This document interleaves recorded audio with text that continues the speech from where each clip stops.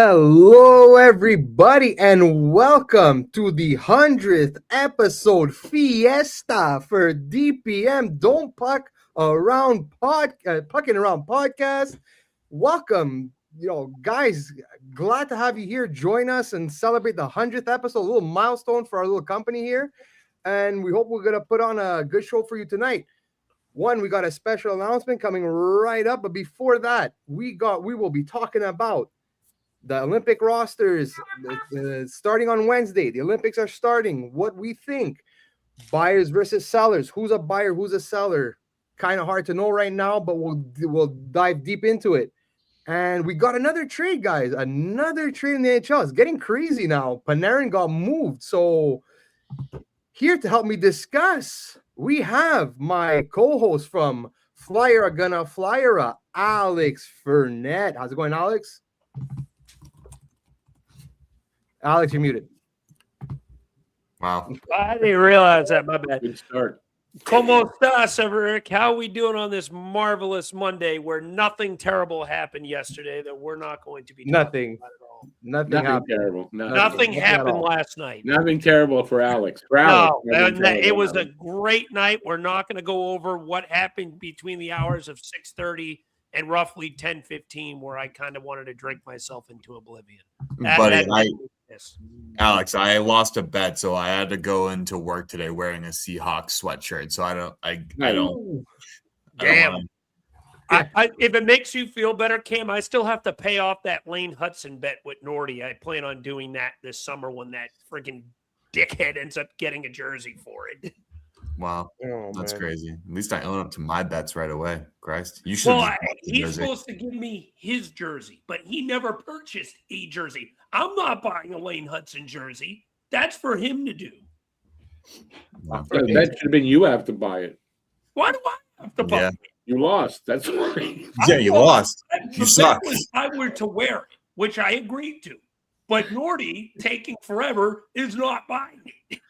All right, Tiz, let's get going here. I'm Rick. I'm Rick from Talking Habs. Yes. And you know me from this and that, and you may know me from that over there too. And the other guy under Rick from this and that is Cam Sakarzik. How's it going, Cam? I'm back, baby. I'm in the little screen today. I feel like I'm like Rick's big like big brother with me. Shut up, Alex. I'm talking. You're mini me. It hasn't even been 3 minutes, and Alex and I are already talking over each other. I'm going back into retirement. Rick is like my little big brother in there, like the medium screen, and he just put me in the little baby screen today. Yeah, mini me. So, no, I'm good, fellas. Glad to be back. Sorry for my hiatus, but yeah, a little bit of some good news happened to me over the weekend, but I'm just gonna keep that to myself. I saw Alex getting ready, but I won't say anything. It's your news to share, not mine. Yeah, but it was good news. Good things are gonna be happening in potentially a couple of years. Awesome to hear, buddy. And well, now that we're re-welcoming Cam, we're gonna welcome a new addition to the team, and it's Adam Biesman. Sorry, excuse me, Adam. Sorry, Biesman. No, all good. I like I said, I take either. Super pumped to be here. Like total fluke of getting to meet Alex and then all of a sudden getting to meet you guys. So let's go. As you can see, I'm going to be repping Nashville here. Proud Nashvilleian. Not born but raised. So, been a lifelong fan. Well, awesome. So Adam was going to be basically starting with us, and he's going to be having a Nashville Predators podcast with us. Also, it will be known as Broadway and Breakaways. So yeah, Adam, I don't know if you want just 5 minutes, maybe introduce yourself and tell us your relationship basically with the We should have hit the breaking news horn for that. Oh yeah, go for it. Breaking news. Hit it? Yes, I always love hitting the breaking news horn. No! Love that. I like a little bit about me. I love being able to talk about Nashville. One of the things that you guys, as fans of Blue Bloods, don't encounter is I meet people. I say I'm a big hockey fan, They say, who you root for? I say Nashville. They said, there's a hockey team in Nashville. And that is like one of the most common things I hear. But what happened, like my relationship with them, my family's from Nashville. I moved there in 98, actually from Boston, coincidentally. And that's the same year that Nashville got a team. They got the expansion draft. I was a little young to like fully process everything that was going on. But then as soon as I was able to like kind of walk and talk and enjoy sports, my dad took me to some games. I remember the first one I went to was probably in 02 or 03 against the Ducks. And that was at the time when our rivalry with the Red Wings was fierce. Like that's when, you know, they were beating us up. We were still a pretty shitty expansion team, and really just making the playoffs felt like a huge win for us. Fast forward a couple years, you know, things are not getting a lot better, and the Preds were about to move to Hamilton, Ontario.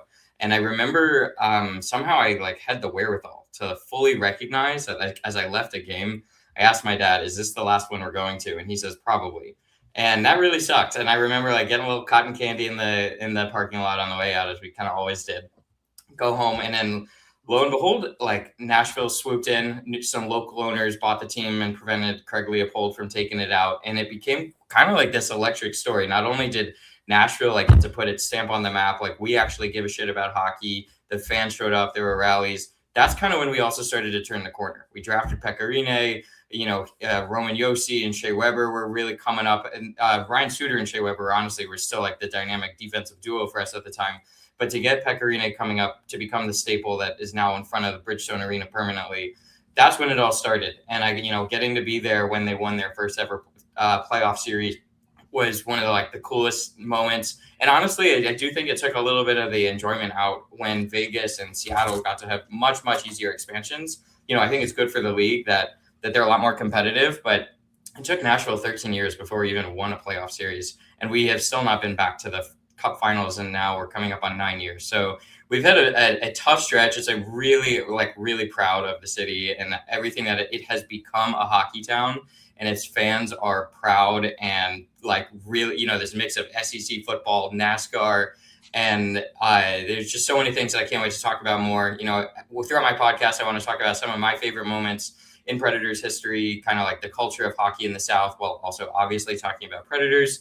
Not the best year so far, but it might be a little bit better than we thought it was going to be if they can get few more wins strung together. But we'll see how things come together after the break when, grandfathers Ryan O'Reilly and Steven Stamkos get to rest their legs a little bit since they've been getting hot. But yeah, that's a lot. I'm pumped. And of course, I'm so excited to be talking about Olympic hockey as well. I'm living in Boston right now, finishing my master's. So I get the beauty of strong hockey culture. Can't wait to go out to some of the bars here for some U.S. hockey, and eventually Nashville will continue to grow its diaspora movement.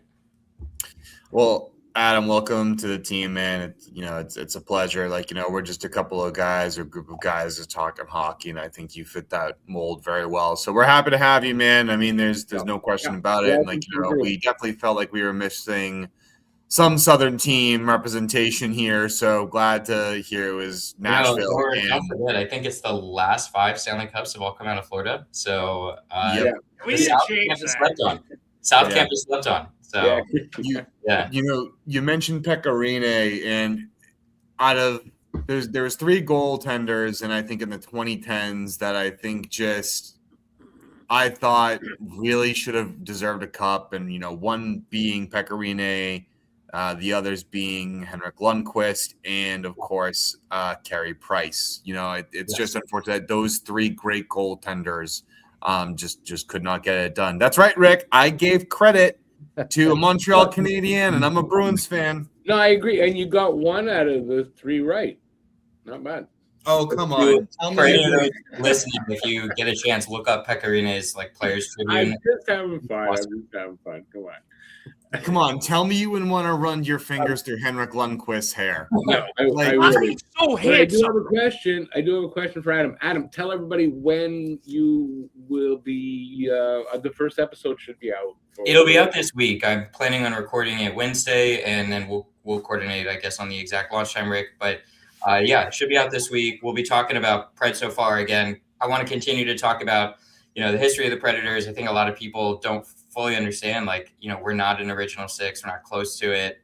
What it looks like, but we're now like, we're a legacy member now of the NHL. We're not going anywhere. So. All right, I got one more question actually. It's from somebody in one of my chats for one of the games. They wanted to ask you the age-old question here in Montreal, but getting your perspective because you are a Nashville fan. What's your perspective on the Subban Weber trade? I figured that was going to be the question. It has to, always does come up for some reason. I remembered exactly where I was when it happened, and that was the moment that obviously our franchise started to go from. We went from good to, people forget that season was actually pretty dog shit in the regular season. We snuck into the playoffs as the 8th seed. I think Subban really embodied the new mold of the hockey where you have to be an offensive defenseman, and Shea Weber was never as mobile as Subban. True. No, I do think we won the trade just in the context that Shea Weber kind of declined more rapidly than I thought. I'm glad that he made the bubble team with the Canadiens, but the rest of the time with Montreal, and now he's been traded to 5 other teams or something since. Well, just your contract. Yeah, exactly. Just tossing around that money because we signed him to a 14-year deal. Yeah, that's right. The Flyers really wanted to get in on that. We did it. We did. We did it. We thought we were finally going to land a defenseman, but nope. Amazing. Paul Holmgren got greedy. Yeah, 14 for 110 looks like a steal right now at that True. JV. But I mean, Subban also, I think in 2020, I can't remember the exact year, that we also traded him for like a bag of peanuts, and it ended up being kind of the writing on the wall. So it was a fun few years. You know, Subban, I think, it was a lot more in the Yossi Ellis Ekholm model, but when we had all 4 of those guys, that blue line was ferocious. Yeah, I gotta counter that because look, you know, hindsight's 2020, right, guys? Nobody won that trade. Weber I was going to goes say down. 50-50. That's an even. I'm kind of willing to call it that too. I mean, both teams got something out of it that fit their. Got what they wanted. Both teams got what they wanted. I'd argue even for the purpose and the intents of the trades that happened, with Weber's injury, that was career-ending. Yeah. With Subban just declining and he never acclimated to anywhere else outside of Montreal. He was terrible in New Jersey. He was not that great in Nashville. And then, you know. No, he had some good years in Nashville. Weber had 1 good year, maybe 2 in Montreal, but I just don't think I think the trade happened at the wrong time for those players. To Carso. To my opinion, it was just a trade that just happened. I can't really argue with that. I mean, we did go to the Cup the next year, and then we won the President's Trophy, and then we never did anything after that. Yeah. We won the division, I think, the next year, and then got bounced in the first to the Stars. So it was kind of both teams got what they wanted, for 2 or 3 seasons. Yeah, and then on both ends, that was it. For a player trade, that's pretty good. At least it wasn't a player and a second rounder and someone. Not like it was Taylor Hall for Adam Larson 1-for-1. Yeah, that was awful. Right. Thanks, Shirley. I just have to say to Adam, on an official standpoint, thank you for not picking James Higgins 5th overall, like everyone thought that they were going to do. You know, it did surprise me too, and I appreciate that. They were not very. Let's just say that the Trotz retirement does not shock a lot of people. Yeah. Nope. Or Porter Martone. So Alex and I owe you 10 thank yous. Yes. Because if you go back to our live stream we had of the draft, I was begging Nashville to take Brady Martin. And he's not a bad player, but I personally wanted nothing. He's a project. He's a project. Exactly. His ceiling was limited. And I was screaming at the whistle up in the skyscrapers, one of Higgins or Martone. That's all I want. I'll be happy. I got what I wanted. Yeah. I couldn't be happy. It's one of those where the pick's been made, so now we got to root for it to work out, but it definitely was not the one we expected. Positive outlook. I was not too thrilled about the Dean Letrino pick, but that's starting to, that's starting to turn some heads. I'm still not happy about the Jack Nesbitt pick. Ask Eric how I felt about that one. We both I'm still not happy about the Jacob Zaboral, Jake DeBruskin, whatever bum-faced Senishin's name is. 7 years later. I'm just, so it's okay. You're right, but you're right, though, Adam. that stuff's got to happen, right? But again, like, welcome to the family. Happy to have you. Excited to watch your first episode, and I encourage everyone out there listening, whether you are a Predators fan or not, give it a look. Adam has been preparing a lot for this, and I think he deserves that attention and that chance. And I think you heard him talk about everything. He's not an inexperienced person at this, in that, why is this guy doing that? I think he's going to put together quite a good show, and I'm helping to get it going. And I don't know everything that he's put together, but I'm confident it's going to be a pretty good show. Thanks, guys. Needy to tell everyone that. Yeah, I just had to, because I just want you all to know I'm directing at the beginning. No, I'm that's all. I can't wait. Yeah, it's one of those things. Like, the amount of people I can talk Preds to is not always as high, and now I get to talk to everyone. Yeah, it opens up for that. Okay, now I get to take over for a minute because it's a little bit of crew appreciation time. I've written something it covers all the co-hosts that we've had on here, and to celebrate our 100th episode. So if you give me about 3 minutes, Cam, you got time? Because you're in here. I do have time. Yeah, for those of you who don't know, I have a hockey game that I have to mosey on my Katukas over to in this frozen that we call hell. So, all right, I'll go. All right, it's called "Hey, Pass Me Another Beer," and you'll get it eventually. That might not make sense now. It's our 100th episode, so glad to have y'all here. We're gonna reminisce a bit, grab some popcorn, grab a beer. We've had some co-hosts come and go, each for different reasons. We thank them both for helping us get through our first 2 seasons. We'll take the time to thank them here, Matt Vogel and Harry Rice. For one, I might not say good things. For the other one, I'll be nice. There was one who left, and it truly did sting. He left because he was way too fucking right wing. Without a word, he just left right before a show, leaving us bereft. Matt Vogel then joined us next, a great addition to the show, a knowledgeable Bruins fan, and creative, don't you know? A man of the people, Vogel is his name. He contributed much, but burnt out like a flame. We have a new addition to our podcast family. You're meeting him tonight. Watch his podcast and you'll see. Our new guy's name is Adam. He talks about Nashville's plays. Check out his new podcast, Broadway and Breakaways. Hey, Nashville fans, come listen to what Adam has to say. Subscribe to our channel to find out on which day. Now, for my current co-hosts. 3 are here with me tonight. Yeah, there are 3 here with me tonight. I wrote here, Cam was going to be here. Cam couldn't be here, but he's here. He'd rather be hockeying. I'm going to read that over again. Now, for my current co-hosts, 3 are here with me today. Cam couldn't be here. He'd rather be hockeying. Okay. So let's lead off with Cam. More behind the scenes he's been. It's better off for you guys. He's too ugly to be seen. Alex is up next. Alex is up next. He's one of our Flyers guys. His podcast, Flyer Gonna Flyer, for us, attracts the most eyes. He has the best rants of those among us. So interesting to hear.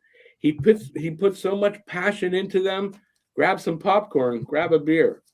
We have another Flyers fan in Eric, our last addition to our team, a fellow Montrealer living a Canadian hockey fan's dream. His kids are both in hockey, and he's as busy as can be, but he's never late to show up. He's reliable, just like me. Nordy is my co-host on our channel, Talking Habs. 5 years we've been together. My patience full of scabs. I love him like he's family. I'd like to have him at an increased pace. And wouldn't it be nice if he showed us all his face? That was good. I guess that just leaves me, the one who got this whole thing going. I'm proud of all you guys and the talent that you're showing. Thank you to the viewers that have been here these 2 years. Thank you to the guests we've had. Thanks for the good cheers. Here's to the next 100, to all the next pods that join the team, to all the viewers and subscribers that will help fulfill my dream. As for me, I'm just an old guy, mostly proud of the work I've done here. You never know how much time is left. So, hey, pass me another beer.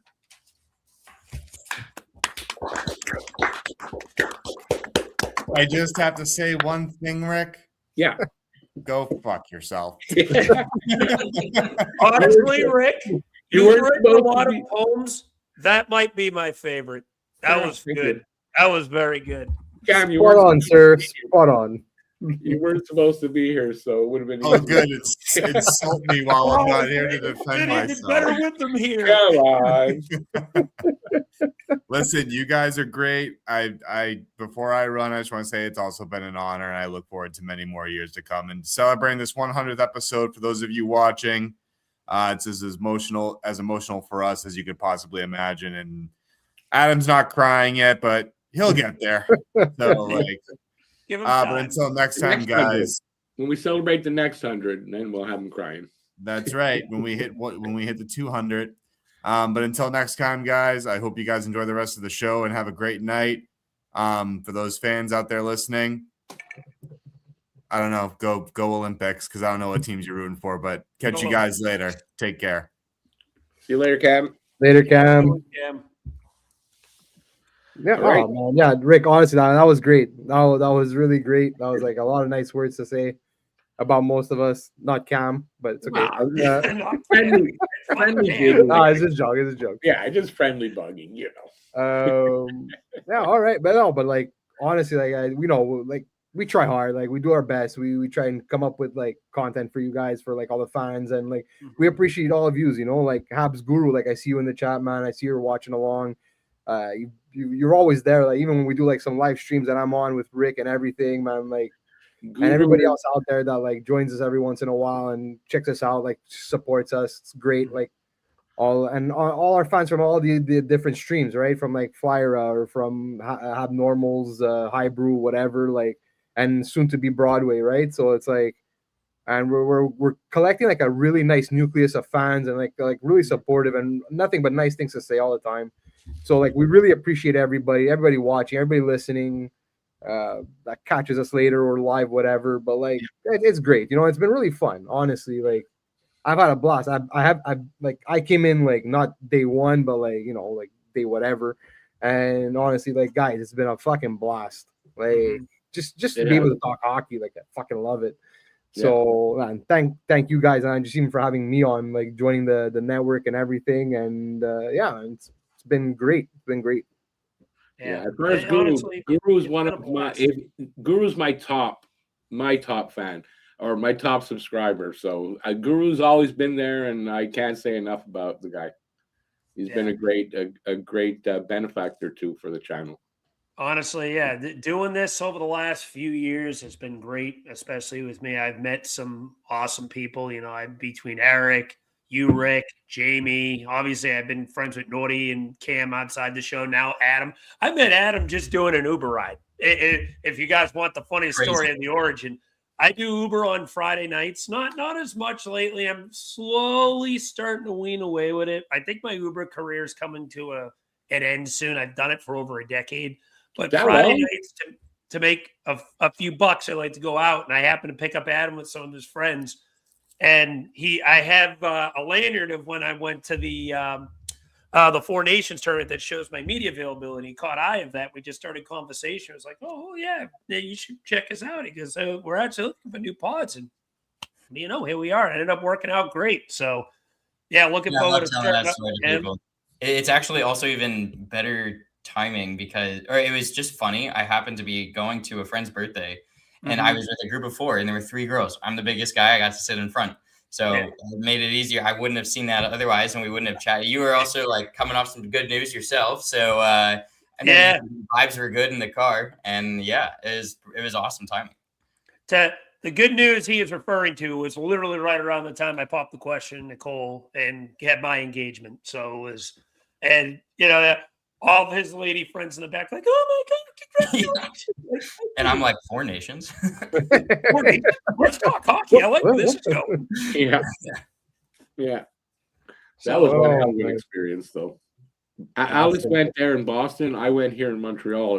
It was crazy good. Alex had the best instincts and got the best content, but it was a hell of an experience, man. Yeah, those of you who don't know, we got some interviews on our YouTube channel. Just give it a check if you're bored. I got interviews with Sidney Crosby. Not me personally asked some questions, but I was in the pile of people recording while he was talking. I think it was one with somebody who I was going to save that person for last because this is the one. Okay, sorry. But I had Devon Taves. I was pretty close to him. Euro Vakanainen. And the big one that I actually even got to ask a question to, I was probably as close as I am to maybe my window behind my computer monitor right now. I got face-to-face with Cale Makar. Got to even ask him a question. Was absolutely incredible experience. Made some cool connections there. Jim Binninger, he's been a guy that's come onto the show before. He was awesome. Give it check out to him on Twitter. Trey Matthews, who is a Devils beat writer. I think he works for the Washington Capitals now. Take a look at his content as well. Another thing to shoot out there, we've been kind of promoting this a little bit on Flyera, but just a heads up for those who are watching tonight. Me and Eric, next Monday, we are not going to have our Don't Puck with Media normal recording session on Monday because we will be having another live stream. But this one will be including Philadelphia Flyers play-by-play guy Jim Jackson. As of now, he has agreed to come on the show. I do still need to double confirm with this, but as of probably, I think it was about 2 weeks ago, I confirmed with him that he's coming on February 16th, 7 p.m. showtime start. We'll be confirming that with him. If something does change, I will put it out on my personal Twitter, and I'll tag the DPM Twitter account as well. But as of right now, we are expected to have Philadelphia Flyers play-by-play guy Jim Jackson on. So, hockey fans in general, if you got some questions, ask him. It'll be an awesome thing. Second time we've had him on. First time he was a blast. We had him on for an hour and a half. It was absolute treat. Looking forward. I got a question for you. Who's directing that? That would be the man in the middle with the little director's thing in that little corner spot there. I don't have an ego. It's not. I don't have. No, not at all. No, you're safe. All right, boys. So, should we get at it? Should we actually talk some hockey? Or talk some hockey. Ready? Yeah. Ready to talk some hockey? All right, let's go. Let's do it. So yeah, the Olympics. Olympics are starting on Wednesday. USA, Canada not playing. It's oh man, I had it. I think it was like Finland. Finland is playing, I think. Give me 1 second. Computer's being weird. Oh, I have the schedule. Yeah, Slovakia, Finland, and Sweden, Italia. Let's go, baby. Not expecting much from Team Italy, but hey, whatever. You never know. It's weird. Okay, you know what? Like, guys, just quick. Just give me like a prediction. Like, Alex, I'll start with you. Like, how do you see who's your favorite in this tournament? Like, how do you see it shaking out? You know, as much as I don't want to admit it, it's probably Canada. Like, until proven otherwise, I have to say it's Canada. Like, they, with the amount of talent they have offensively, Connor McDavid, Sidney Crosby, Nathan McKinnon, those three alone. Now you added a Macklin Celebrini, even with some of the injuries that they've sustained. That's the former face, the next face, and the future face of the league. You know, Mitch Marner, who is lighting it up for Vegas. Listen, Mark Stone, who I have made comparisons with Tyson Forster, is on your fourth line. That should tell you all you need to know. The one issue Canada's had that we keep pointing to is the big question mark in net. Who's starting for them? I think Logan Thompson should start. I do not have faith with how Binnington has been this year. He's really struggled over the last few months. He'll have a short leash, though. Yeah, I would start with Thompson, but I don't know for sure. I do think their D-core is, I mean, obviously, Cale Makar is the best defenseman in hockey. There's no debating that. But that D-core is pretty good. Him and Taves have familiarity, obviously, be both in Colorado. Then Shea Theodore and Josh Morrissey, second pair. I thought I heard that Theodore was paired with Travis Sanheim, though, so I don't know how accurate the lines are here. but I thought I was hearing that Theodore and Sanheim are together on the third pair, and I think they have Doughty and Parayko as the extras for the first game for what it sounds like the line combos are right now. But the forward core for Canada is absolutely ridiculous. First timer there, Nick Suzuki, who's pretty much locked himself in to being a top 10 center. I know Rick's probably beaming hearing that, but it's true. Yep. You know when Sidney Crosby is permitted to be on your second line right now with Nathan McKinnon? That's terrifying. So, yeah, the offensive talent with this team right now is ridiculous. U.S. is probably going to – my pick for silver, but I would not count out the Swedes. I don't have any other But the U.S. – the chance the U.S. is going to win this is if they can steal this in net. I think Ottinger will probably start the United States, but, the Kachuk brothers, we'll see how they do. It sounds like the two of them and Eichel are on a line together. Austin Matthews has named their captain. Not exactly elated with that decision. That's not a good omen. No, not exactly elated with that, but we'll see. And then the deep pairings for the U.S. I had a question mark. Is McAvoy going to be ready for game one? That's a big hole to fill if he's not. But yeah, I like the U.S. team, but it's if they're going to win this, obviously Canada definitely has a better forward core. They're going to have to steal some games in net, personally. So if I had to put a prediction 1 through 3 right now, I think it's the same as Four Nations: Canada, U.S., Sweden at the moment. Yeah, I have to agree there. The edge for the U.S. has it in goal. They just have it. And look, at the end of the day, I think Logan. I really like Logan Thompson. I think he's a really good goalie. So and even Darcy Kemper. At the end of the day, Darcy Kemper showed when you put a good team in front of him that he can win you games. So Binnington, I'm just not 100% sold on him right now. I know he was our starter for Four Nations, but even in the preliminary rounds and the medal round, before the gold medal game, Binnington did just let in some softies at times. So not 100% sold he's gonna be the starter. I think it's gonna be Logan Thompson. But no, look, the U.S. is almost just as stacked as Canada is.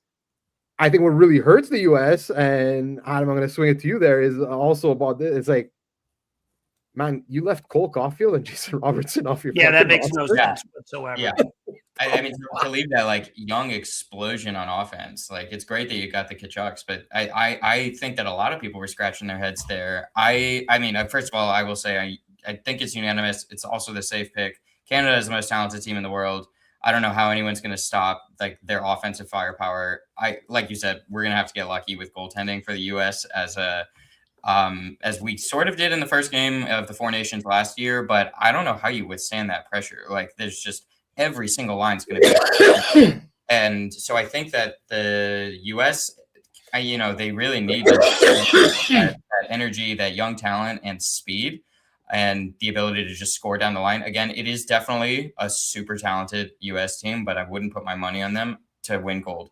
I do think that they're definitely the second best team, but I'm not sure I would confidently say that, Sweden is my third. I wouldn't be surprised if Finland is also able to make a lot of noise. They similarly just have a lot of talent scoring wise. But I will say one of their holes could end up being goaltending compared to the strength that Sweden has. I'm obviously biased towards UC Saros, but his season has not been one for the record books, let's just say. And which is, from a national standpoint, I would say it's a silver lining that we're finally not winning exclusively because we have a brick wall in net. But I would just keep my eye on them. It's no surprise that the Four Nations teams are the ones to watch. I think that it'd be interesting if Russia had been able to field a team too, what that would end up really looking like. So it's not the same without them. This is just weird. Say what you want about the geopolitical issues, but having that much talent in the sideline, Nikita Kucherov, Evgeny Malkin, and Alexander Ovechkin, Michkov and Demidov, it would have been cool to see the two of them on the same team together. Russia knows what to do then if they want to be in it. If they want to be in it, then they know what to do then, right? As a country. I'm not getting involved in that part. I'm just saying. That's all I can say. All right, my turn. Okay. For gold, I mean, it's probably Canada, right? It's Canada. Yeah, coffee. Okay, so I see the gold medal game. It's either going to be Canada, US, or Canada, Sweden for me. So I'm not sure, and I think bronze. You're looking at USA, Finland, or Sweden, Finland for bronze. So there. So I got gold, Canada, silver, Sweden, bronze, USA. You know who's a little bit of a dark horse for me? Czechia. Like, I don't know. Like they always make a little bit of noise, and they come out of nowhere. And you know what? We got our boy Dan Vladar. Danny B. Standing on his head. And then you're going to hear he got hurt in the Olympics, so I'm going to cry. Because I don't have to watch Sam Ersson the rest of the year. If not him, man, they got Vamelka too. Vamelka's a real good goalie. They got Dostal also. Yeah, Dostal too. Starting. I don't know. Honestly, I don't know who would start for Czechia. I honest to God don't know. They do have a good roster. One of the funniest things to me I just saw this week is their captain, for all the talent that they do have, Roman Cherbenka. I'm probably mispronouncing it. 40 years old, and he's played 39 games in the NHL. And not David Pasternak. He's not good. No, he's not that good. Yeah. There must be a reason, though. There must be something, but I just found that to be, as we were listed, it's pretty much an NHL All-Star game for the top 4 teams, and then that. Well, I guess, also at the same time, I guess it's one of the naming him captain is maybe how can I put this nice, a lifetime achievement award. Yeah. Let's say, it's like. Yeah. You've committed so much to the national program and the national team, and that's it. He's probably the captain of the national program. Yeah, so you know what? Yeah. Which is great that they. I mean, we'll see how much ice time he gets. I just found that impressive. I know they've always had talent. Going back to my boy Martin Erat. So. Martin Erat. Oh my God, there's a name from biggest fleece job in NHL history. Yeah, there was one of the trades. Wasn't that that was the Forsberg trade? Right. Okay. Martin Erat in a prospect in a draft pick or a prospect. I don't even remember who it was. It was not in the league for long, and then Forsberg. Yeah. Doesn't even matter what other pieces. He couldn't stay healthy. That guy, if I'm correct, right? No, he was done. He was done at that time. Yeah, something. Yeah, he was like the age old we're gonna make a splash at the deadline and this is our year for the cup, and Erat he was not it. He was probably a second or third liner for us. Right, that was he was at the end of his career. I think he was even battling injuries at that point too. It was battling injury. I remember he was injured a lot. Did Washington just trade Forsberg for Erat? It was oh, and what? Forsberg wasn't established at that point in time, but he was a highly touted prospect, and and he was scoring hat tricks in his rookie year, basically. He had a 2-game stretch. He had back-to-back hat tricks, and Nashville's never been an offensive, fire. We've never been an offensive powerhouse. So to see suddenly someone who could just do it on their own, that was weird. Oh yeah, that was a great. And just quickly, I want to go back to something we were talking about before, and I think Alex, you're gonna find this funny. P.K. Subban, when he was traded to New Jersey after, and this is why I also kind of give Nashville a little bit the edge in why I think they maybe won the trade, is just because they were able to get something of a return for Subban at the end of the day. They got 2 second-round picks. One of the second-round, but the funny thing is that neither of these guys actually played for Nashville. They actually ended up trading those picks. But one of the seconds, Alex, it was Bobby Brink. It's the pick that we used to get Bobby Brink. I'll be damned. That's a little. I think remember we had traded up. Yeah. So and then the other second, now Cam's gone, but it was the pick that was used, but Minnesota originally made the pick because then he ended up in Boston after. But it's the pick that was for Marat Kuznetsov. Oh my! And now he's kind of like a third liner for them right now. Yeah, it's just that's something that those picks ended up becoming something of value. It was okay, small world moment there. That's interesting. You never know. I'm so glad you guys got something out of it. So, I mean, Bobby Brink, he might be on the move for us this trade deadline. So Minnesota native, I wonder if he ends up getting a little reunion out there. So we'll see what happens there. That's very possible. Mm-hmm. All right, boys. So let's move things along here. And look, right now we are in the Olympic break. We just discussed some Olympic rosters. But like right after the hockey gets back, man, I think we're less than 2 weeks away from the trade deadline. And right now, like, I feel like buyers and sellers are starting to kind of like show their colors, I guess you could say. So, Rick, who do you think right now are like firm sellers? Well, I got my list. I went through the whole thing. I can tell you who I think. I've got you want firm sellers. Canucks, Rangers, they're firm sellers. Oh, for sure. You know, you got, I think, the Blues. And then, you know, they're maybe not exactly firm sellers, but what I see is they're going to be sellers. I want to go through my list quickly. Toronto, Nashville, Ottawa, Flyers, Devils, Sharks 2, Blackhawks. I think Sharks are going to be both, by the way. I think you might see buyers and sellers. I think they're kind of going to, you know, see what they can improve, whatever. Blackhawks, and Flames are they're all on my list. I think you can almost say now. If they don't realize they're sellers, they will very soon realize that they're sellers of these teams. Mm-hmm. And Toronto, they might not, but they should realize that they're a seller. Yeah, no, Toronto has to sell. Yeah, like Toronto. Toronto should do what Boston did last year. Like, guys, this is not your year. Leafs, get out. Like, it's not happening. The playoffs are not happening for you guys. Like, sell. Like, whatever you have that doesn't have an extension, like, sell it. Just sell it. It seems like Toronto is just like holding on to this hope. Like, we've got all these guys. There's no way this isn't working. And Boston has the force. Like, they've won a cup, not that recently, but they have won a cup in somewhat recent history. And like, they're like, yeah, no, this is not it. And it was actually pretty wild for me. We had for those not familiar, we were at the MIT has a Sloan Sports Analytics conference, and it's like 1,000+ people. And we had a big one. It was the day after the deadline. And we had a panel with someone from the Habs, the Bruins, and a couple others. And Jamey Rogalski, I remember, he's coming from Boston. And we're like, I'm checking Twitter Friday afternoon. I'm like, this guy's going to be crushed. He's going to have so many questions for him the next day. And he did. But, you know, they did what they had to do. And I'm also happy for Florida, personally, that Marchand got there. Actually, you know what? Talking about Florida, Alex, I'm going to throw it to you.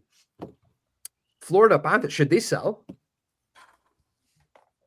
Should they, do like a little reset for next year? I don't know if maybe a soft sell. I'd have to look at Florida's cap space because I feel like a lot of the guys on that team have either no movements or modified no trades or no trade clauses. Let me see. Yeah, they got a lot of long-term contracts there now. Yeah, but I don't think they have too much they can sell. No, but they have let's say, nothing huge, but they have like AJ Greer. Fourth liner, I get it. Yeah, maybe. Again, fourth liner, Luke Cunnin, fourth liner. Small pieces. Yeah, Jeff Petrie, I guess. Maybe. You want to get some guy with term, Jesper Boquez or Evan Rodriguez. Like, they got their core is locked. Barkov, Betty T, Reinhart, Bennett, Carter Verhaeghe, Marchand, and Lindell. They're all going nowhere. We know that. And then obviously Seth Jones, Aaron Ekblad, Gustav Forsling, they're locked up too. Dimitri Kulik, he's kind of on LTIR, but he's due back, I think, pretty soon from what I've heard. Because he got hurt game 1 of the year against us. And I think so, yeah. Game 2 for Florida. And I heard it was like a 4 to 5 month injury. If Florida considers, he's got a pretty reasonable contract, 3 years, only $1.15 million a year. That could be a guy that you consider. Like I said, Evan Rodriguez could get you something. A nice vet, only 32. I mean, still only 32 years old for a team that might be wanting to compete right now. So maybe a soft sell for Florida. I don't think they do anything majorly significant. Yeah. I think the one thing Florida has to do is finally acknowledge Alexander Barkov is not coming back this year and put an end of the year LTIR. Because even if by some miracle they make playoffs, why risk it? You guys have made 3 straight cups. So don't you think if they do that, they might be buyers then? Well, try to make the playoffs? I mean, They but could. what's the point? I'm just saying, like, don't risk it. Like, don't talk yourselves into it, into that, like, short-term LTIR where you get the 3 and change mil to work with, and just put them on end of the year. It's not Florida's year either. This team is riddled with injuries. They've had the grind of 3 straight cup appearances. I think they're going to probably take a step back themselves this year. Yeah, so I could see them being a soft sell, Eric. Yeah. Habs Guru had an interesting team. What about Winnipeg? Do you think they're a potential seller? Yeah, I have them as a seller. Yeah. You know, one reason why they're the oldest team in the league, I think, or if they're not, right up there, and that to me might be one of the reasons why they're where they are, and maybe they should start moving some of the older guys out. They got a few guys coming up. UFAs. Gustav Nyquist could actually get a decent piece. I could see him getting moved. He's up there in age, but guys could always use vets like that. Big body like Luke Shen. He's also on an expiring contract. I could see him get moved. Oh man, don't get me started on him. He's just a rock that moves. Yeah, listen, we had our experience with him in Philly when we had both the Shen brothers. So I know what it's like to have Luke Shen. That dude is a bully for sure. Yeah, he's big. He's big. Curious, what do you guys think about the Kings? They are like they're in the hunt, but they have 23 wins and 37 losses. Adam, I'm glad you mentioned that because I want to bring up a question to you, and I know these two know exactly what I'm about to ask. Okay, because that's something I've been adamant about. We have to. Yes, I do. I'm going to do it again. Adam, what is your stance on the current point system, and would you or would you not change it? Should have warned you, Adam. We should have warned you. I would change it, and this is I would change it. And my take though, I don't think that there's on my side. I don't think that playoff seedings or whether you make the playoffs should come down to if we played 5-on-5 overtime like we kind of used to. And just like I think they'd be a little bit different, but we're playing this 3-on-3, which is like backyard hockey, and it's fun. But I don't think it's really a good testament to like how good a team is, and maybe that would help LA. I don't even more, but I do think it's kind of bizarre that a team can like functionally lose their 20 or what they've lost 37 games, and they're only 4 games with 1 in hand outside. 14. They got 14. They're 23 and 19 with 14 overtime losses. Yeah, 14 OTL. 23 and 33. Which is crazy to me. And Vegas is also 27 wins to 30 losses, and they're first in the division. I don't know. For me, it just seems a little bit like it's become a little bit of entertainment value, but we've sort of cheapened the point. And if we want to do a 3-2-1, maybe punish you for not winning in regulation, but you still get more than the loser. I'm fine with that too. I don't think it needs to be an all or nothing experience. I agree with that. Thank you. Okay, but WHL Women's League does it. Thank you. But here's the real question on that. Yeah. You think the NHL is going to change what they've got? No, because that's a different argument. Getting them to do the 4 nations felt like we moved worlds.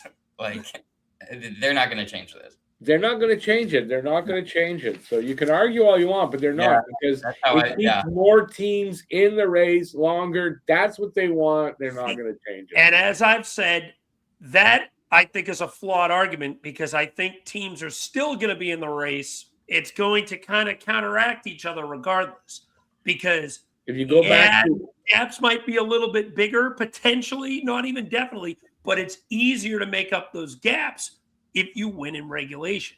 Because you'd probably start seeing some teams pull their goalie and tie games, which would be wild. I guess it's the opposite of what they're doing now. Basically, but they're not going to change it. I doubt it. I doubt it. Honestly, we'd have to go. What we'd have to do is actually take the standings and just give 3 points for every regulation win and see what the actual difference would be. Because I can do that experiment. Yeah, if you guys want. Honestly, we should maybe for not next episode or whatever, but maybe we should try it because honestly, our argument, me and Rick, has always been why we don't think is because the NHL loves the parity. The NHL loves it that every team is so close because they want all those what's a nice way to put all those non-conventional markets right? Or like the teams that are like obviously that are struggling to be in it until March, until like early April, so that like fans will, because if your team is out by December, man, like I'm sorry, but like your fans are not going to pay the money. That's like, right. They're not buying tickets. They're not buying tickets. They're not buying as much merch. And exactly. That's what it's all about. And my argument has been, I think that argument is a little skewed because I think the sheer fact of that is it'll be easier to make up gaps. And I don't even think the gaps will be that big to begin with, because these teams, I mean, I did a little experiment with this, and the point gaps weren't monstrous. When I did that, I'm curious too if it was like if you only get 2 points for an overtime win, that would in 3 for regulation. Like obviously the Avs are gonna like be explosive this year, but a lot of other teams, I don't know exactly how it's broken down for the Oilers, for instance, but like they're a perfectly built overtime team. Like McDavid could just win the game on his own. Same with McKinnon, but not every team can do that, and so it'd be interesting. But I will say, like, it in some ways it's very exciting when there's the parity, but it also kind of sucks when you're watching like a late March regular season game and it's two division rivals and it goes to overtime, and you're like, well, shit. Now both teams get at least 1 point, and it's going to come down to like some fluky 3-on-3 or even worse, a shootout. But but again, for that's the NHL, my argument too. But it won't happen. But you're so right. It will not happen. It will not happen. I got to ask you this. I got another question on that. Don't you think they've studied it and they've seen how both? You don't think they've tried 3-2-1? You don't think they've tried that 3-2-1 and done a model on that? And the PWHL does it. The women's hockey. It must have looked at it, but my guess is it's probably more like an analyst that's like way down. That's like, oh, like who is a lot more innovative, and then their boss was like, "This isn't happening." So thanks for looking at it. But I don't know. It is my one gripe with the NHL is like it's always like half step behind. It feels like some of the other leagues to just adapting the rules, but in some ways that's also what's great about it. And one major argument I've never really even included in my prior arguments I want to bring up. It is so hard to gain on teams. I'm glad you mentioned that, Adam, where these divisional games in March, where that'll go to overtime and you have one team get 2, one team get 1. You lose. If you win a game, you're gaining 1 point on one team. And then if you lose your next game and said team prior that lost in overtime the night before loses again in overtime, they're still at least gaining a point despite you winning the prior game. That's why when you see like when the Blues did in 2019 is like awesome story. Hard to do. It does happen more though in hockey than in other sports. It still does happen, and maybe it would even with the 3-point system. Yeah, it's just the difficulty of gaining points back in these clusterfucks because of those 3-point games make it insufferable. Like if you lose back-to-back games in overtime, and then one team that you're chasing wins a game and then loses another one in overtime, you'll suddenly lose 3 points on them. That's going to be like a week and a half to make that up if you play good. So, but anyway, I mean, I'm just curious then how the Kings evaluate themselves. Like, how good do they think they are? You know, but back to the primary. They could still win the division with a horribly losing record. Okay, since we're going to talk about Panarin in a minute, but I wrote down some stuff about it. Don't you think that's why they went and traded for Panarin? That he could actually help them win some of these overtime games? No, but he could help them win some of them or not get to overtime and win. I would think that's part of why they traded for him. I mean, I would imagine so. They have to think that they're good enough. I mean, there is also something to say. You did manage to take 14 teams to the end and not lose. But, you know, this isn't a league about not losing. It's a league about winning. Maybe they picked it up and put it over the edge. With some extra scoring, right? It could put them right. He's not as natural of a like kind of to what we were just discussing. He's not someone who I would say just give him the puck in overtime and he's gonna create. But he'll help the power play probably. Like he'll help you put more goals up, which should help you not put overtime as much. I don't know. Okay, guys, just quick, okay? Quick. I just did a quick little calculation, okay? I did Colorado and Minnesota. Now, they're 1-2 in the Central. Colorado has 83 points right now with the system we're under now, and Minnesota has 78. So there's a 5-point gap. So basically, if you're a Minnesota fan, you're like, oh, we could still maybe catch you know, the Avs, maybe we could win the division, probably not, but, you know, maybe, because that's what the NHL is selling. They're selling hope. That's what they're selling, right? That's right. In the 3-2-1 system, the Avs right now would have 115 points. Minnesota would have 91. That is nuts. It's fucking. Or though, is it just does it accurately show just how good Colorado is? I don't know. But I agree. But that's why, because you see that 5-point gap and you're like, oh, we have a chance. We have a chance. And now you see a gap of over 20 points. Okay, but now you see exactly why the NHL. That's one example. Now do the rest. You got to do a full picture. Why the NHL won't do it though? That takes away the parity. But then the trade-off could be at the wild card. Like it could be, then it gets more congested there. I don't know. Like, but I hear you there. I hear you. It makes like if the division is decided in December, it is boring. I'm not gonna that. And that's what they're trying to avoid. I mean, those kind of things. So I don't see them making a change. Like also, like at the end of it comes down to the parity. Like we see 6-point, like a 6-point gap, let's say, between like someone that's out of the playoffs and in the playoffs. And like again, a team will see that and be like, oh, but we're only 6 points out. We're only 6 points out. But you know how hard it is to make up those 6 points? It is hard. It's incredibly hard. Yeah. So it's like, so if you start having a gap of like 12 points, 15 points, even though you know a win is now never going to make that up. Never going to make that up. But those gaps won't be as big. They will though. I'm telling you, it's just the visual. It's the in my mind. The NHL will have to do a full standings right now. The NHL's done that already. They have to have done that already, and they realize that it's going to create too many of these big gaps like that. I have one final argument for that before we move on to our next point. These teams are going to try harder in the later minutes because what you see quite often is teams milk those last couple of minutes just to get to overtime. Okay, but Eric, we talked about with the Kings Flyers. You don't know. Wait, hold on. Wait. 1 second, Rick. Let me finish my point. We saw it with the Kings Flyers. Rick Tocchet in his prevent defense after they tied the game at 2 kept double shifting Sean Couturier to get to overtime. You're playing against a Western Conference defense. You're thinking, I don't give a damn if this team gets a point. Whatever, we're just trying to get the win. You're now losing a point if you don't try to win that game in regulation. So that will make teams try to play a little bit harder to not get to overtime. Games would not go to overtime as often. I personally guarantee it under that system because teams would be more motivated to try to get that extra point. It won't guarantee anything, though. You're saying it like it's guaranteed. It's not going to guarantee anything. It's not a guarantee, but but if you look at it, and actually, you know what? I'm not technically guaranteeing it, but if you look at the mindset of a coach, your objective is to get every point you can for your team. You're leaving points on the table playing for overtime.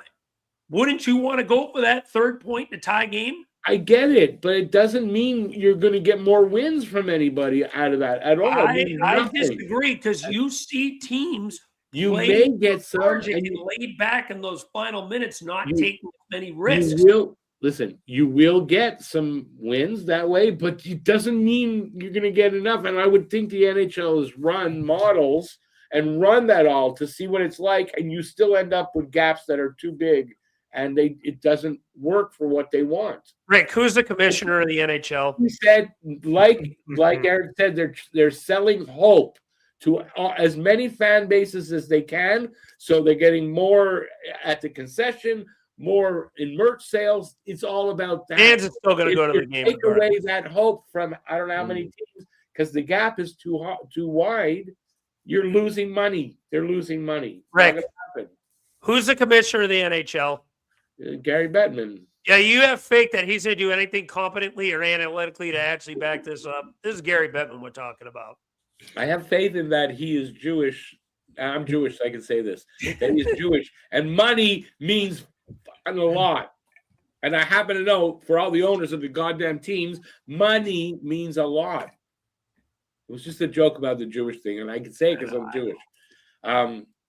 Yeah, so I think money's what talks. That's all. That's all you need to say. Money talks. I still think I'm bringing that fan revenue regardless because I would say, forgetting even the point system, I will agree, Alex, your point about it is bothersome in the last 4 minutes of a tie game that teams just start playing not to lose. I don't know how if there was a way to take some more risk. Again, it doesn't have to be the 3-2-1, whatever. Just it's frustrating to watch. Like but and I can say this: there's how many games where it looks like it's going to go to overtime, and we're going, okay, we need the point. They got to get the point. It's not that bad. But it's better than you having to catch 12 points on a team that you're never going to catch. If it's only 4 or 5, hey, there's but we'll just shift our perspective. 12 points. We'll have to run the standings model. We'll have to do the math on all 32 teams and see what we get, and we can bring this up again. And just see what we're at. Sure. That would be the best way to really put that perspective into this. I still think no matter what it shows. Like I said, Rick, when we talked about it, win-loss tie again. You expand the overtime a little bit and just do a 1-1 point tie. I'd even be fine with that. You would be fine with that. The NHL wouldn't. I can't stand how that works. Some games being 2-point games, some being 3. I want every game to be worth the same value. That's what I hate. Yeah. Well, actually, you know what? That's a great transition right there. Talking about value.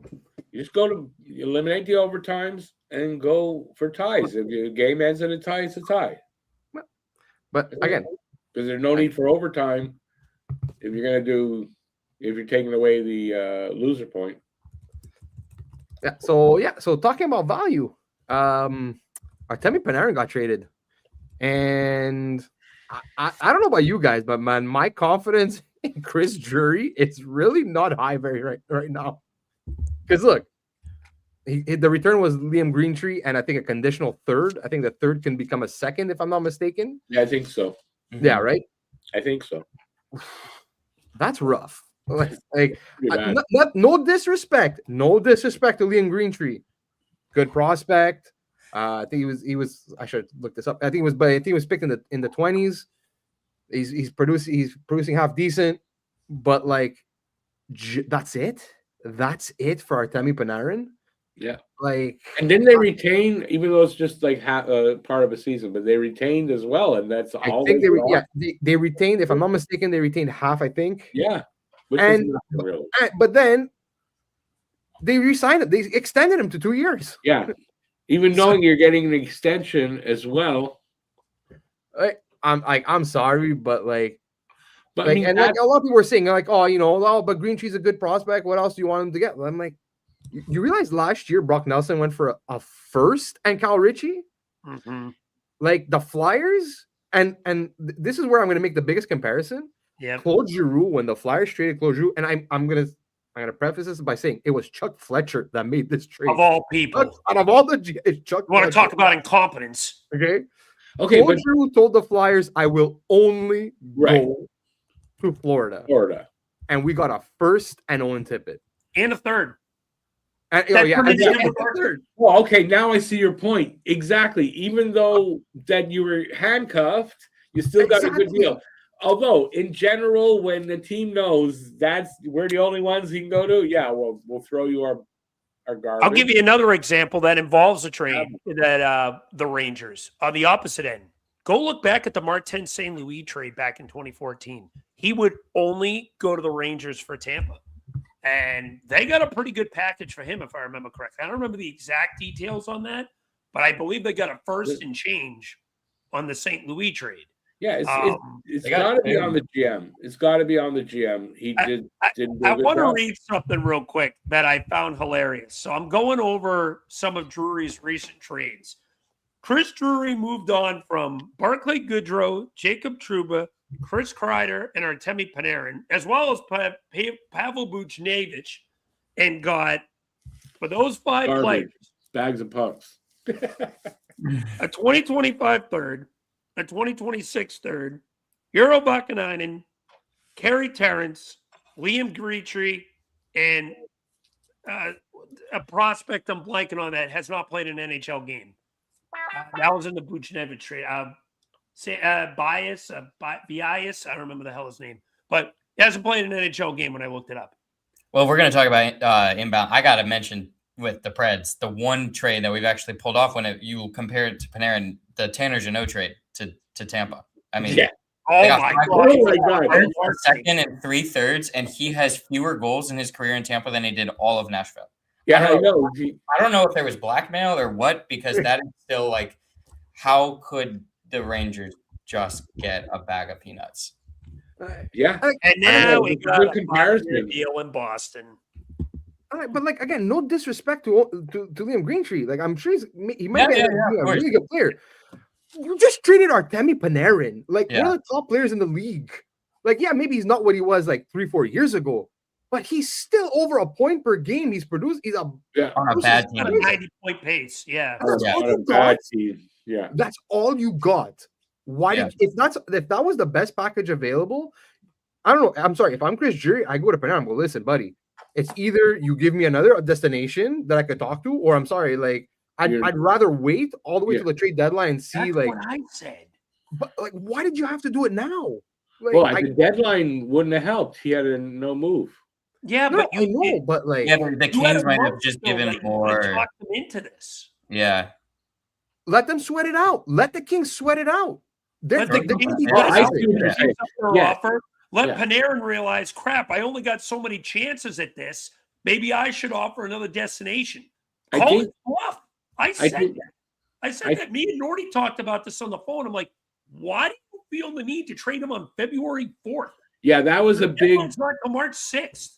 Yeah, that was a big knock that I saw about that. It's true. Why not wait over the 3 weeks? You can see if you can make a better deal with them over the 3 weeks. He's not even playing. He's not going to be an injury risk right now. Like he's just sitting there, just developing value. Yeah.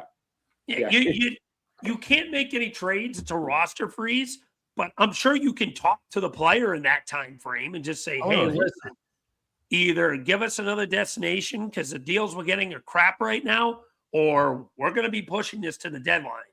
And I'm not even guaranteeing anything that we're going to be able to move you by the deadline if we don't get anything better than this. So call the guy's bluff.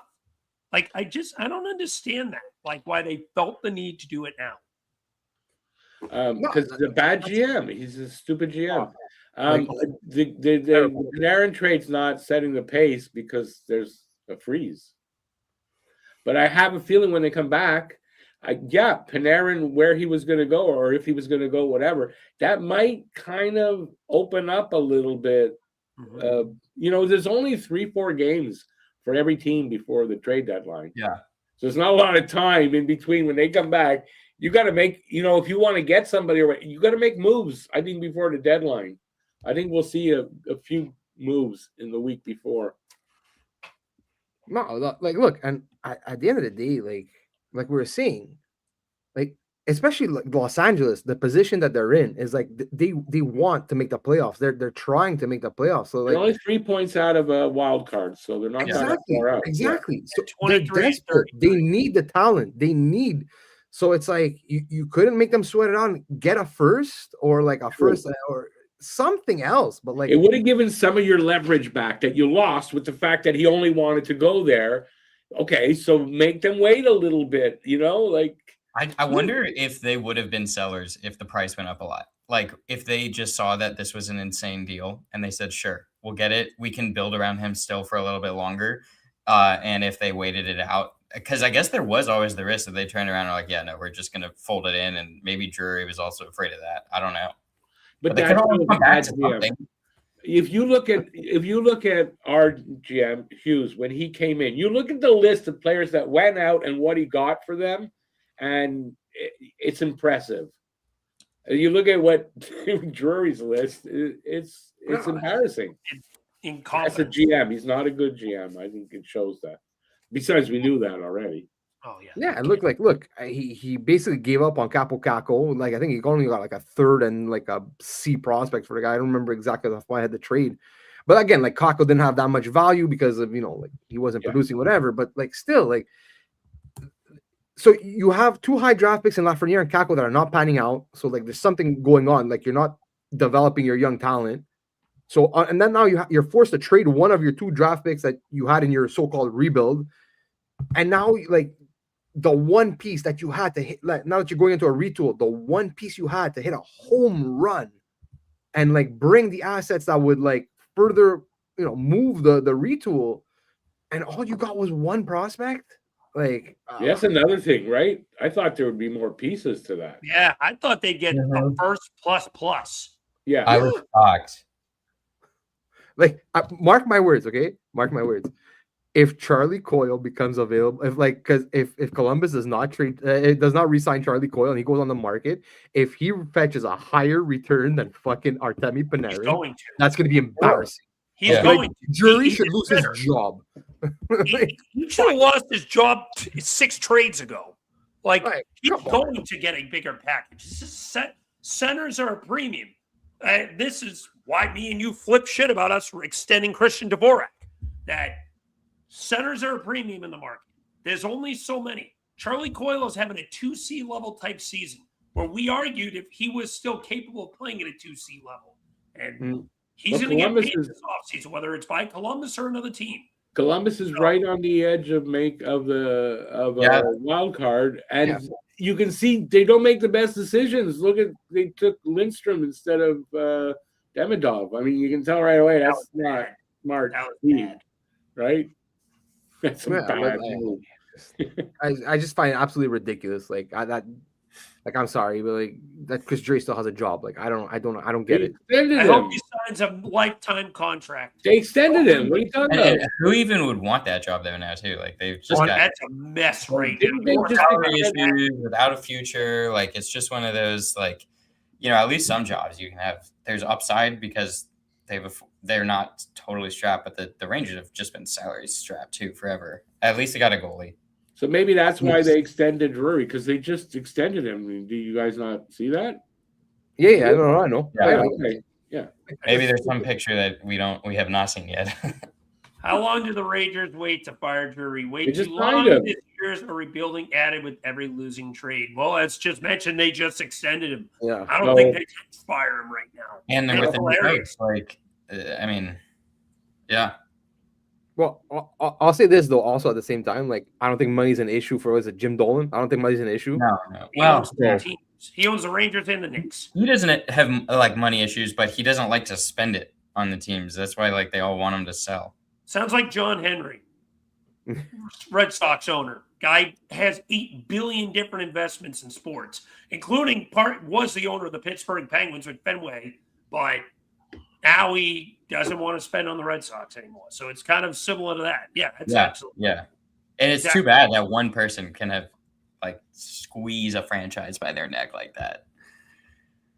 No, it's crazy. And the worst part is already that like they don't have the best track record with drafting so far. That's like it's insane. And like whatever they do have, like now there's even rumors that that Brendan Schneider's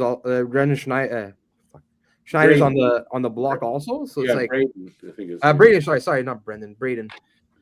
It's I don't know, man. It's really weird what's going on with the Rangers right now because they have they honestly have nothing. Like they don't like they say retool. This should be a rebuild. Tear it down. They were a couple years away from just like thinking it was their year. It is so fast. Well, you make bad decisions. It doesn't take long. Does not take long. It doesn't. It at really all. Doesn't. And another team that is like that, and they don't realize it. I think is Toronto. They have nothing either. They don't have the picks. They don't have anything in the closet. These teams, how do they get themselves in these problems? I don't know. Maybe it's my like tinfoil hat conspiracy theories a little bit as a small market guy, but like New York and Toronto are two of the hardest sports cities ever. Like there's so much pressure. Yeah, they don't have patience, and sometimes when not everyone is always watching, you have time to build something. But in Toronto, they're like the Dallas Cowboys in the NFL. Like they're a joke because people they get big contracts, they have big names somewhere else, and then they will never win. And I like credit to Craig Berube if he's able to figure something out there. But I don't think so. Mike Babcock couldn't no other reasons too, but like there are so many challenges with trying to run a franchise in those markets. How you doing, Joe? No, impossible for the players. The pressure in Toronto is crazy. The players end up They don't really like it. Most players don't want to go back there. No, it's really telling. Ryan O'Reilly now. O'Reilly, he wouldn't go back.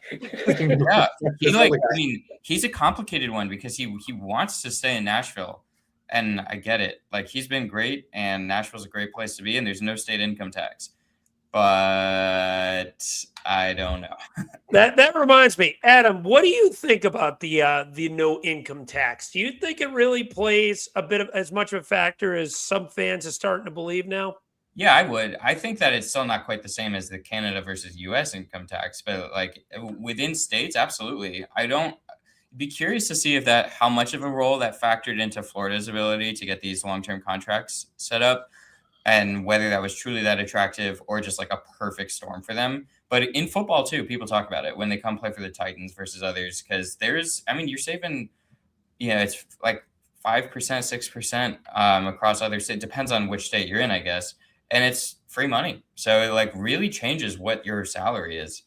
I will say though, I think Ryan O'Reilly, like Barry Trotz had said when he first started as GM, he says, we don't want Nashville to be a place where people come to retire. And it was starting to become a little bit like that. Yeah.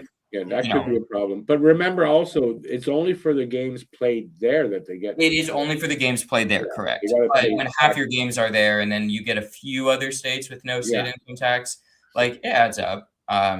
It's genuinely like players do love being in Nashville, and it's just a good place to live. And the money you spend and all that, it also is. So there is benefit. Yeah, and it's not as expensive as Toronto and New York. Toronto's incredibly expensive. So it's New York, yeah. And then you tack on all this. Again, these guys are making enough for the most part, but like the fourth liners are not like. It's plenty for life, but it's not like it's something where it'd be meaningful, like a meaningful difference. Yeah, no, it is.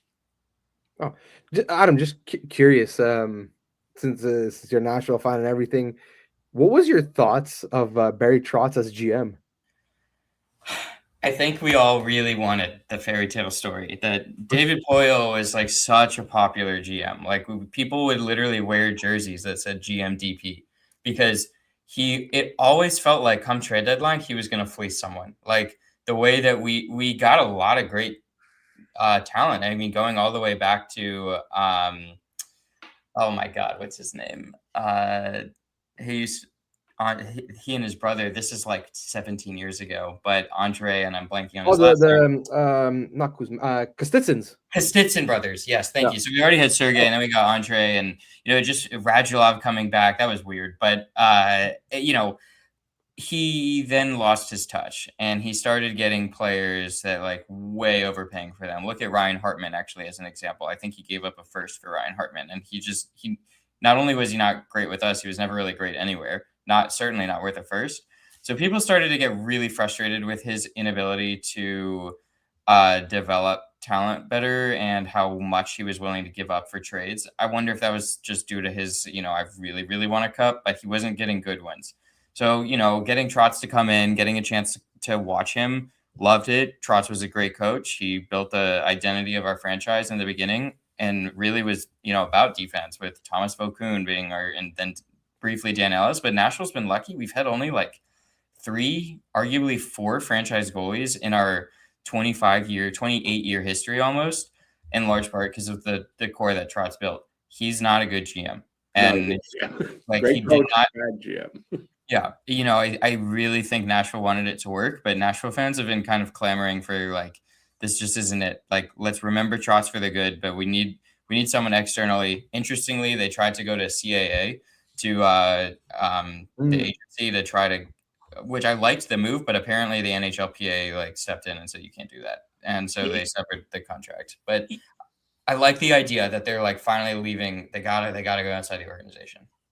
You said that that you guys only have 3 or 4 starting caliber goaltenders. Not like truly like we've had other guys start, but like Thomas Vokoun, Pecorine to UC Saros. And meanwhile, the Philadelphia Flyers one year had 8 different goalies play at the same time. The tale of 2 different teams, friend. We were spoiled. We had when we got Yaroslav Askarov at 11th overall because he was best player available. And then we didn't expect Saros to honestly probably stick around as long as he did, as good as he did. Might have been. I personally would have kept Askarov. Yeah, I think that was a mistake. Yeah. I go back and forth on that. I'm not sure. He's a great talent, but he needed a lot of coaching still, and Saros was overperforming. He's not been good this year. Not been great, I should say. Like last year, like anytime that we've been flirting with the playoffs, it's been because of our goaltending, like making the rest of it. It's like when a starting pitcher in the MLB like makes the rest of their team look good because they. But yeah, I don't know. I think that when Nashville fans, admittedly, who can be very harsh, are not. There's no consensus on where they think that trade ended up yet. Interesting. That's I think also time will tell on the return and everything. Like, yeah, I mean, he's so young. Like he's so young. I've got meanwhile, we've been searching for a starting goaltender for a long term since Ron Hextall. We came close with Steve Mason. Close with Steve Mason. I thought that man deserved more respect than he got.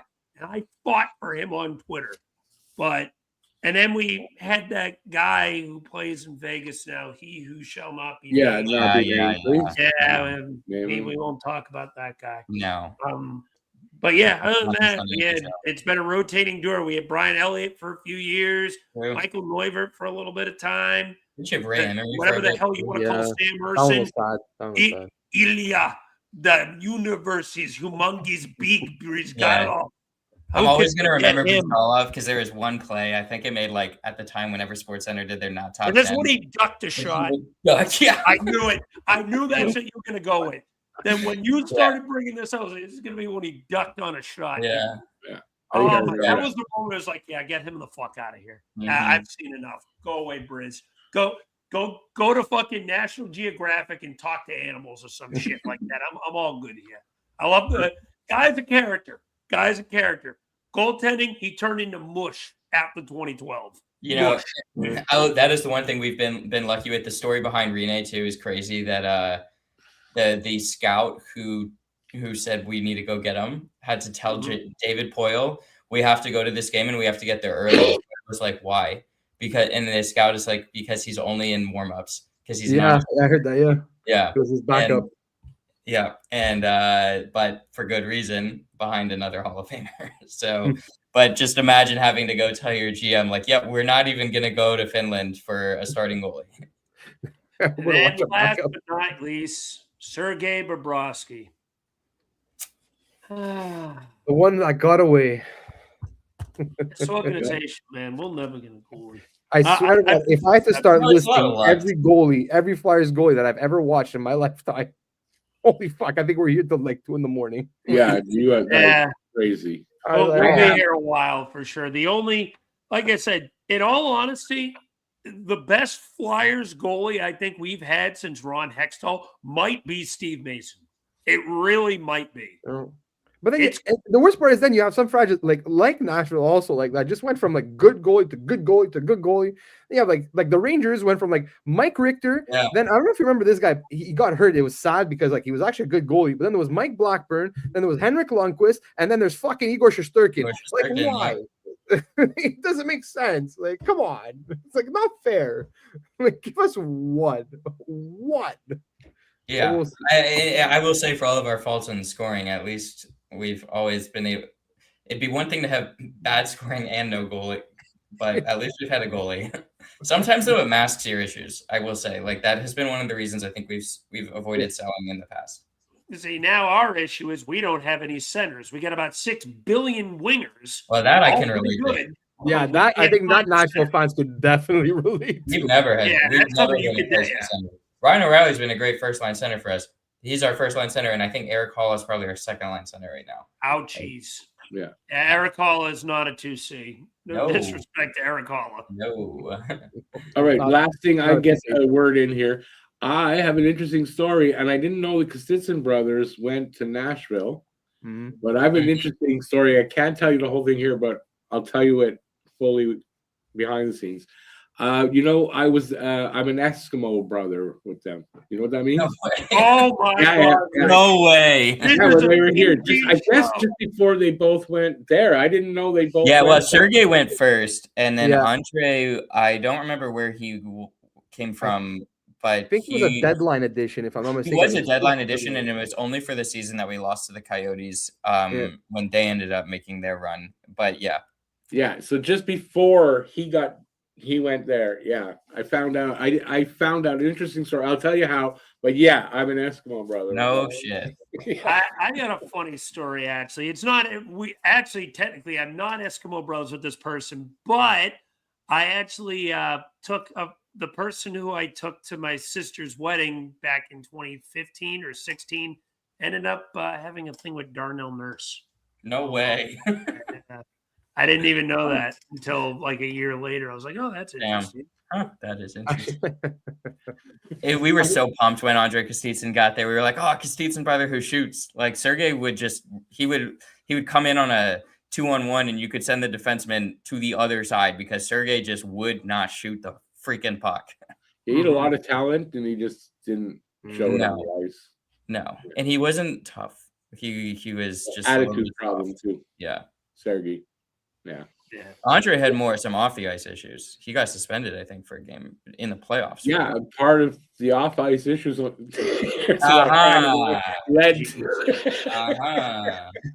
Yeah, because if I'm not mistaken, right, it was them too. It was Radulov, the Kostitsyn brothers that got suspended for a game in the playoffs. And Radulov had come back from Russia just for the playoffs. Yeah, exactly. He's like for the longest time, Nashville holds a grudge, I will say, when they will boo when a few players still touch the puck. And there were really only three actually who always got it. One was Ryan Suter, which, he still, it just felt kind of dirty the way it ended. But it's whatever. 2 is Radulov, and 3, I'm curious if anyone can guess this one, but I'm going to guess no, but maybe. Hint? Give us a hint. He was a first round draft pick. I believe he was first round draft pick by the Nashville Predators and never played a game for the Predators. Oh, no. And in recent, like in the last 10 years, and he's still in the league, but he actually was on our favorite Rangers team.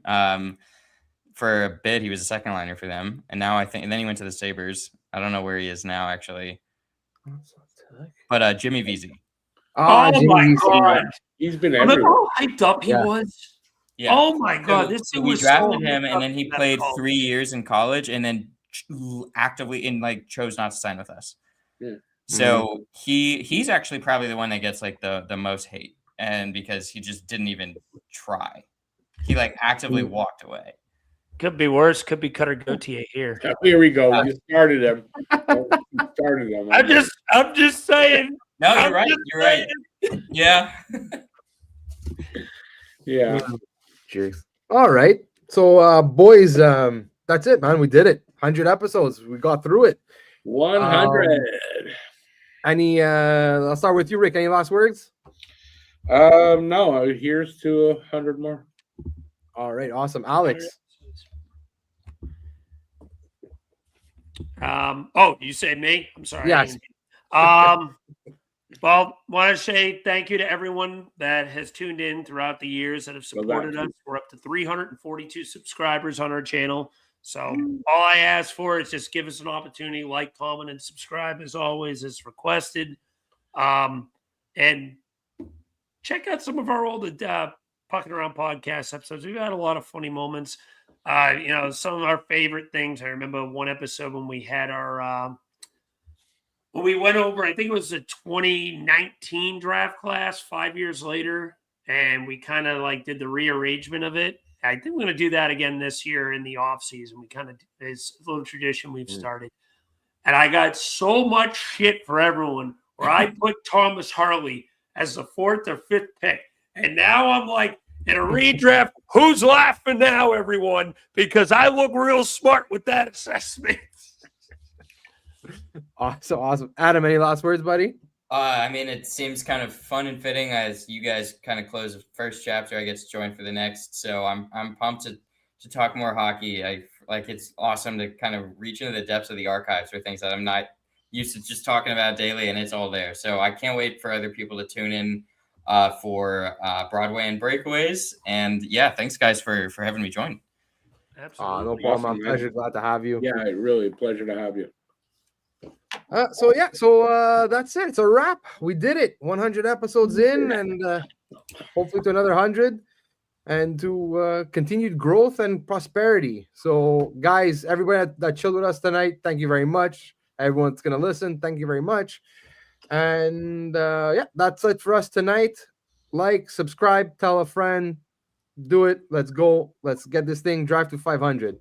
And so from everybody at Don't Puck, Pucking Around Podcast, Don't Puck with Media, have a nice night. And go Habs go. I want to sequel fans. Night, everybody. Promise that you'll catch me.